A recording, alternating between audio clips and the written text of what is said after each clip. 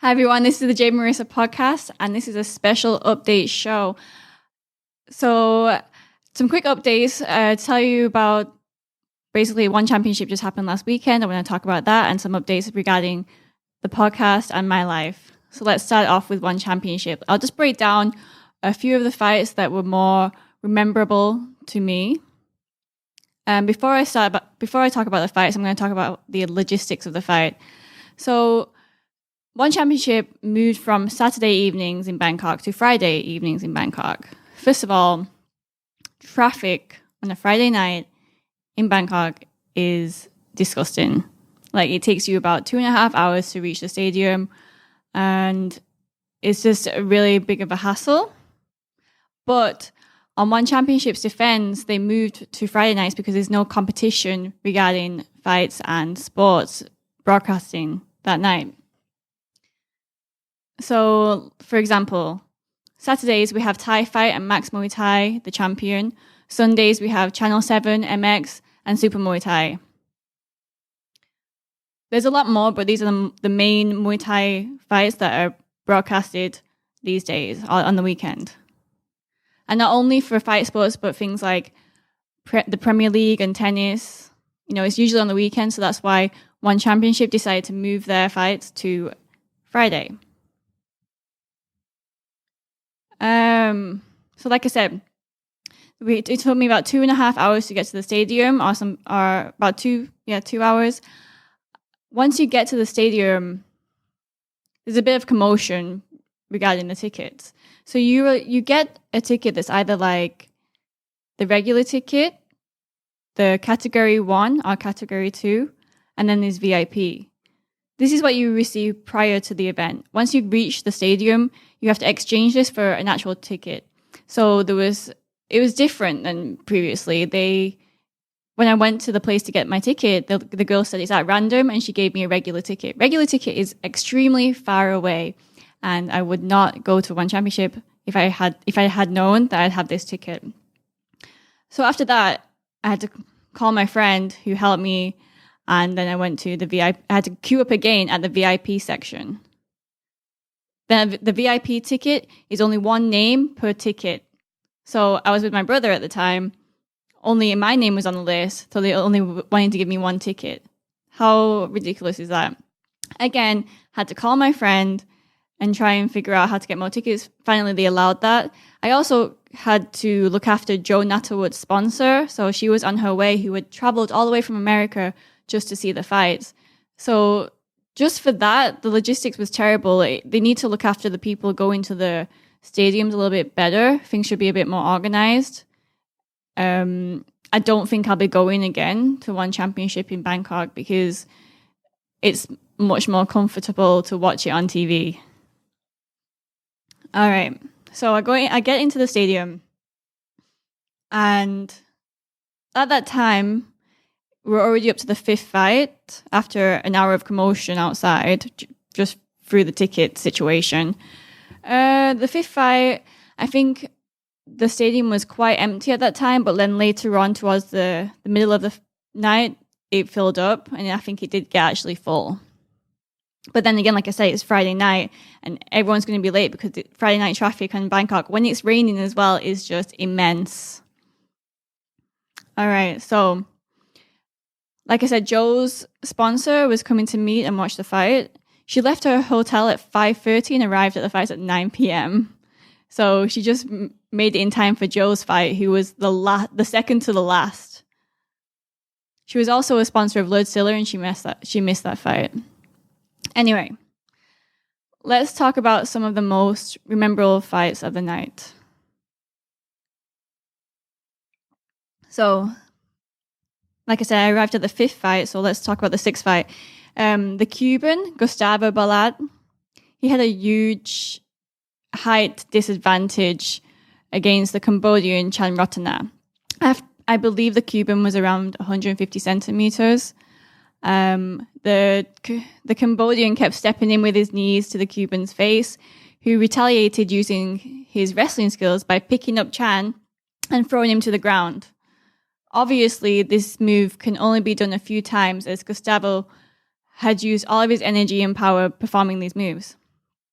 By the last round, Gustavo was absolutely tired and he had no fight left in him and was just bouncing off the cage and rocking around and taking attacks from Chan. Chan won by decision.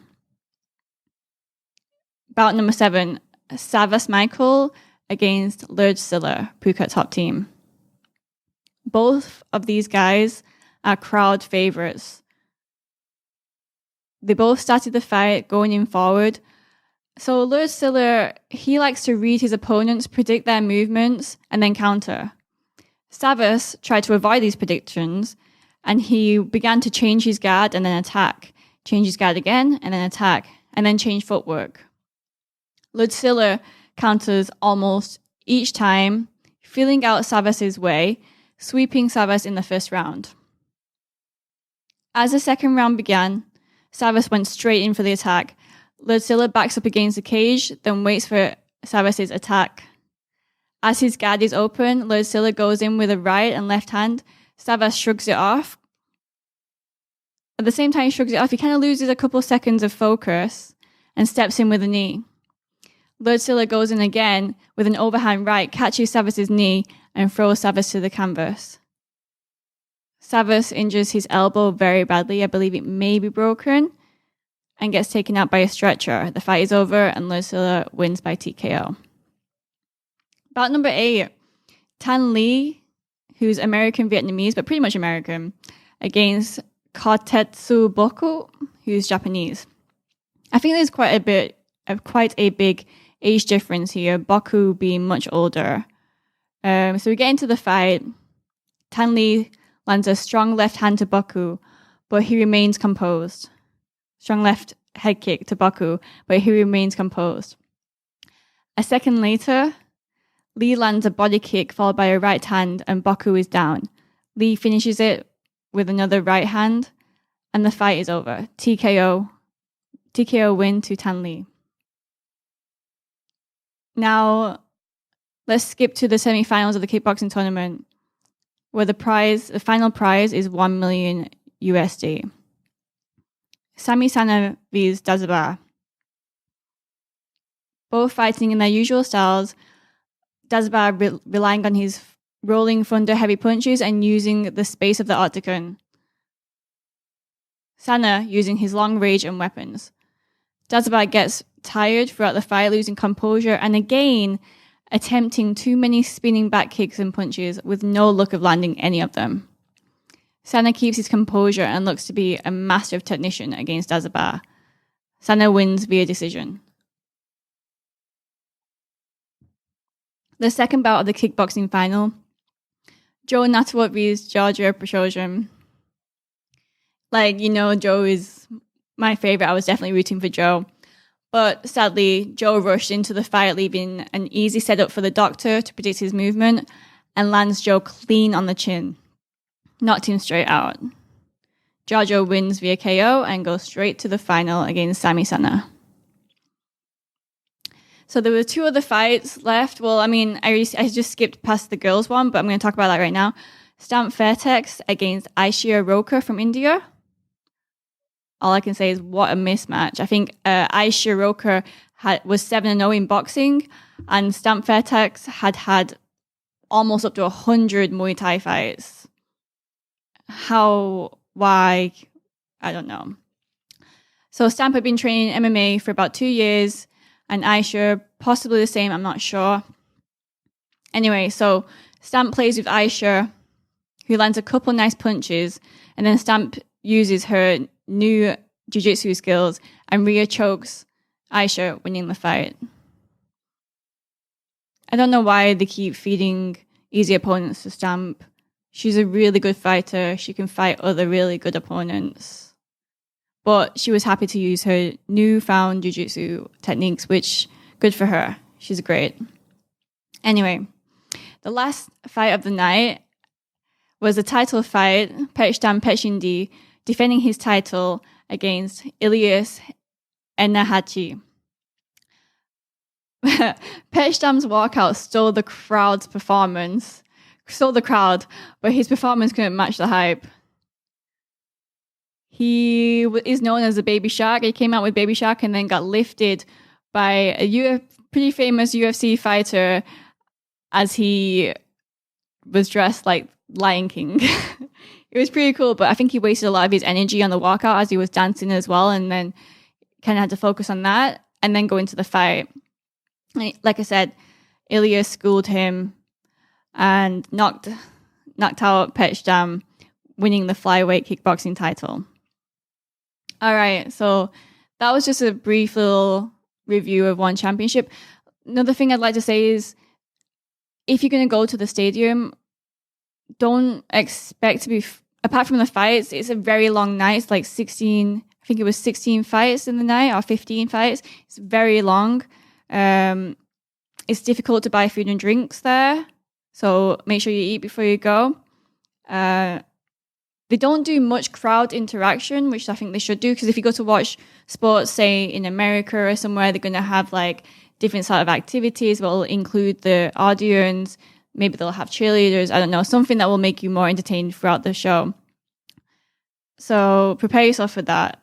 I think that's one thing that one championship should improve on is, if they're going to have people at the stadiums, you should entertain them all the time, because it's a long night, it's tiring. All right, so my last updates, just mostly about myself. I just started studying a master's degree in psychology, and I'm also planning Female Fight League workshops in Bangkok that will be in Muay Thai and self-defense just for women. So please follow my page at Facebook/Female Fight League for more information about that. That'll be weekly starting in September. Obviously, as well as these, I'm still managing Luktafar and helping my father out with the gym, planning the World Championships for next year. So I'm really trying to manage my time. That being said, I will be releasing my podcast. I will decrease it though. I'll have English language episodes twice per month and a Thai language once per month, but it will have English subtitles, which I think is absolutely enough. It gives me more time to focus on the quality of the content. It will be fight, sports, and pop culture, but I do want to add more fun and interesting topics happening in and outside of Thailand, not just talk about fight sports, because I need to stay entertained also. So thank you all for listening to this short episode, and stay tuned for more. Please hit the subscribe button and follow the Jade Marrisa podcast. Khop khun kha.